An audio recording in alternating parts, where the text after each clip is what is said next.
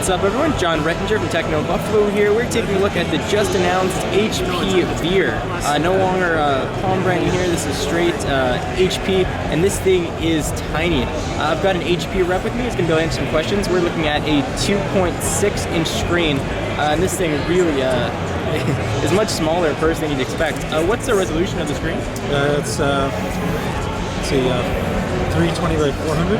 400. It's using a next generation Snapdragon processor at 800 megahertz. Is there anything in particular about the device that you think people need to know or be aware of, short of what was shown today?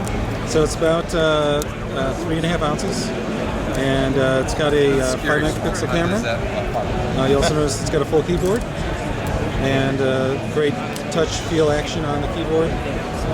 Metal accents.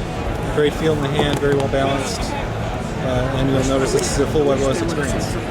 What is the resolution of the camera as far as what it can output? Can it output HD video, or can it rather capture HD video? This one I'm not sure about. The 3.3 does. Okay. Feels very snappy. Let's take a look at some of the browsing experience here. And this is one of those phones that I think people need to get in their hand to see the size. It's roughly the thickness of a deck of cards, and it's smaller than a credit card if you laid a credit card on top. Alright, so let's do a quick size comparison here. Here it is next to the iPhone 4. You can see just how minuscule this thing is. Put it next to each other.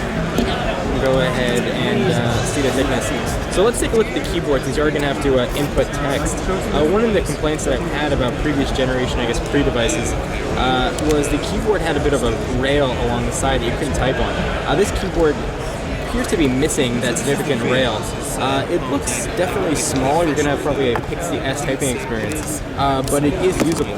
So let's go ahead and take a look at the browser here and see what this is going to look like. So first, let's actually take a look at some performance here.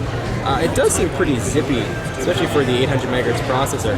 Oftentimes, the processor speed gets wrapped up in actual device performance, and it's how well the hardware is integrated with the software. So here we've got the web.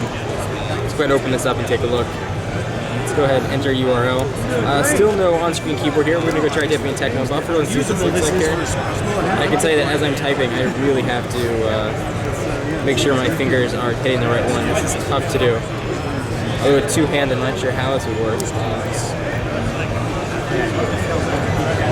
There we go.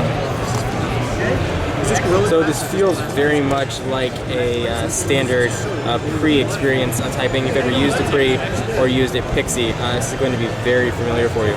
Let's go ahead and see what this looks like. It's probably going to be a bit dependent on the web browser here, but at least you get a chance to see what things look like. I'll hold up the mobile version here. It is pretty quick. We're not seeing much of the checkerboard pattern at the bottom, as we saw with previous HP and Palm devices. Scrolling is very smooth. And see what that looks like.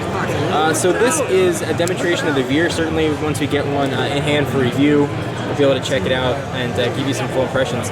Very curious what you guys have to think about a device this small. This thing is really minuscule.